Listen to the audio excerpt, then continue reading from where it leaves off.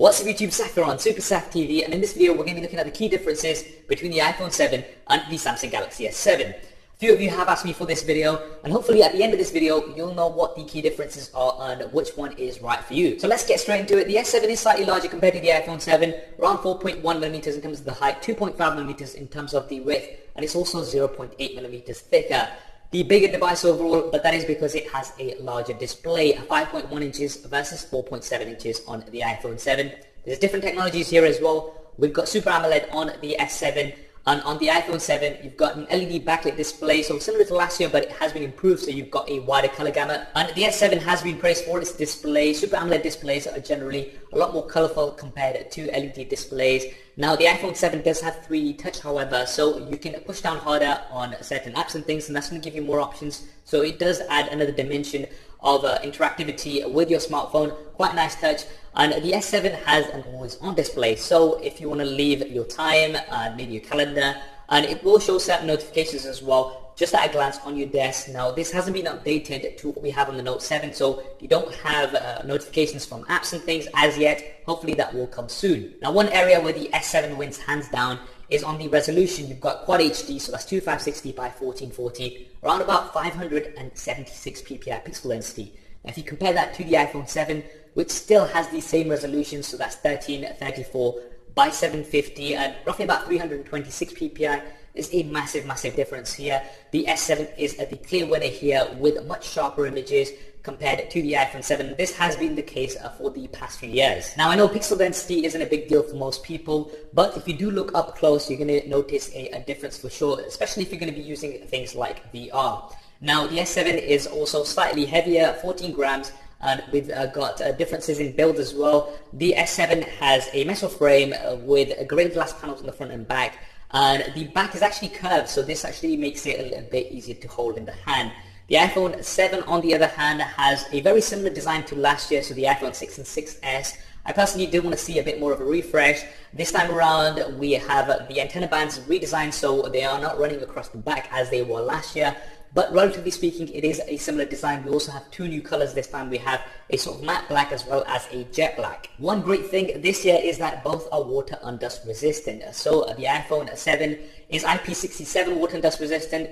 The Samsung Galaxy S7 is IP68. So it's got a slightly higher rating, so you're going to be able to take it a little bit deeper for a little bit longer in water. I'm not sure exactly how much of a difference it's going to make to day-to-day usage, but it's great to see that both are water and dust resistant.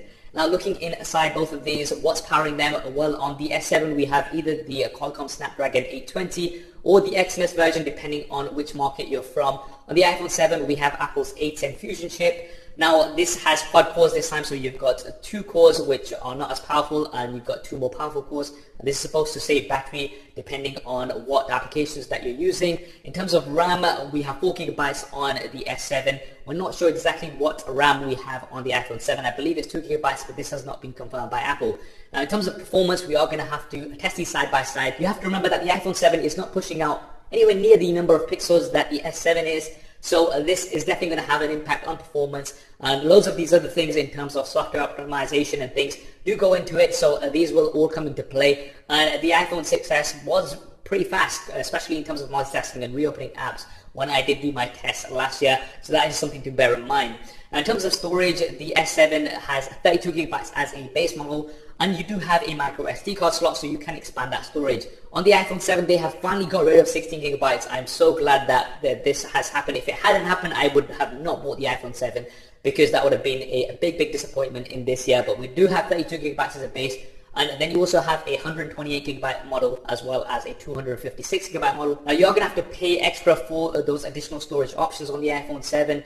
On the S7, the advantage here is that you won't have to spend as much, because you can just pick out a micro SD card. And if you do go for the base model of the iPhone 7, then you're going to be stuck with that, and if you do need more storage, there's not really much you can do, whereas on the S7 you can just go ahead and expand that. So the advantage for storage I would give to the S7. Now let's look at the cameras. This year it's going to be more of a competition than ever.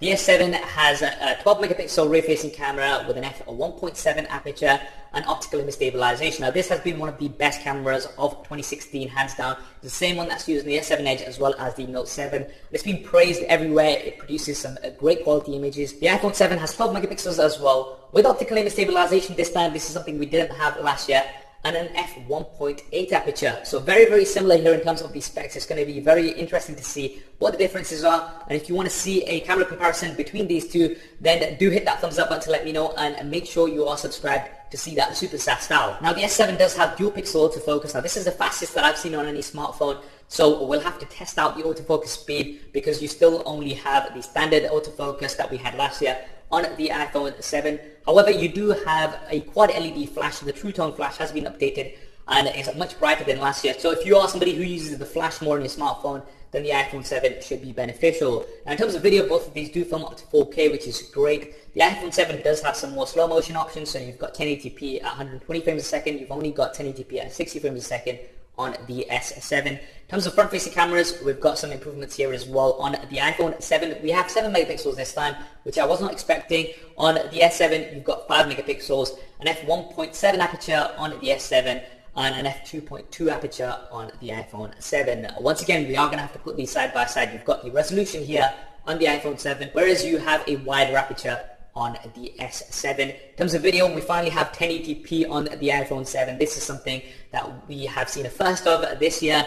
Previous years, Apple have just given a 720p, which I just do not get why they had this for so long. So it's good to see that they finally upgraded that to 1080p. On the S7, however, you do have Quad HD, so 1440p, so you've got a high resolution for video from the front-facing camera. Now for the operating systems, you've got Apple iOS 10 on the iPhone 7. On the S7, you've got Android Marshmallow with the TouchWiz skin on top. There's nothing about the update, when we're going to be getting the update to Android N. I'm not sure when that will be, and that's something that you're going to have to bear in mind, that if you do go with the S7, you're not going to be getting updates straight away from Google. They are going to have to come through from Samsung. Whereas on the iPhone 7, you're going to be getting those updates straight away from Apple. However, in terms of the features, obviously, that's going to come down to your personal preference. We're not going to go into a battle here. Now, in terms of additional features, both of these do have a fingerprint scanner on the home button. The S7 has a physical home button, which you can push down. On the iPhone 7 this time, it's not a physical button. It's a force sensitive button, so this is going to give you taptic feedback, so it's quite different to what we had last year. If you want to see a fingerprint scanner speed test between these two super soft style, then let me know in the comment section below. Now in terms of audio, there's some differences here as well. The iPhone 7 has stereo speakers at this time, so you've got 2 speakers, whereas on the S7, you've got a single bottom facing speaker. Now the bottom-facing speaker on the S7 isn't great, to be honest, and it can be covered easily. So the iPhone 7 would get the edge here. And you do not have a headphone jack this year on the iPhone 7. This is something which was all but confirmed, but now it has been confirmed. And if you do want to use headphones, then you're going to have to use Lightning headphones. Lightning earpods are included in the box, which is a nice touch. And you also get a Lightning converter, so if you've got your existing headphones, you can still use those. But if you're charging your phone, then you're not going to be able to use those headphones. That is something that's a bit of a disadvantage. You can get wireless headphones, obviously, to overcome that. But if you are somebody who likes wired headphones, and you also like to listen to music and things when you are charging your phone, then you're not going to be able to do that on the iPhone 7. Just something to bear in mind. Now, in terms of the battery, the S7 has a 3000 milliamps an hour battery. The iPhone 7, they've not specified the exact size. I'd expect it to be between 1700 to 2000 milliamps an hour. And that is because it's the exact same size as the iPhone 6s in terms of physical dimensions. So the battery is likely to be roughly about the same, although you are supposed to have some improvements over last year. So you are getting roughly about a 50% larger battery on the S7. Usage-wise, it will depend. Remember, you are working with so many more pixels on the S7, so you are going to be using that much more battery power. So this will really depend from person to person, and we will have to do some more specific battery tests to see the differences here. The advantage that you have with the S7 is that you do have fast charging as well as fast wireless charging. So if you need a quick top up, and for me personally, this is very, very useful. So if I'm going to be going out somewhere and I need a quick top up, I can just leave this on charge for half an hour and it will give me a good boost of 40 to 50%, which is really, really cool. And on the iPhone 7, we do not have this option, which is quite a bit of a shame. I would have liked to have seen fast charging at least on the iPhone 7. Wireless charging is also useful, so if you just want to drop your phone on your desk where you've got a wireless charger, that's just going to start charging it straight away without any wires. And you've also got fast wireless charging, so it does charge it up quite a bit faster if you have Samsung's fast wireless chargers. On the S7, this is not available on the iPhone 7. Now finally, looking at the price, the S7, you can pick it up for around about £550 here off contract, or roughly about $650 in the US. So it has been out for a few months, and this price is likely to also drop a little bit more going forward. With the iPhone 7, it's going to be coming at £600 here in the UK, around about $650 in the US on launch. So you're going to be paying roughly similar sort of prices. You're going to be paying a little bit more for the iPhone 7, especially here in the UK and in the coming months, because it is a newer device. So that is just something to bear in mind. But generally speaking, it is roughly about the same pricing, that flagship price.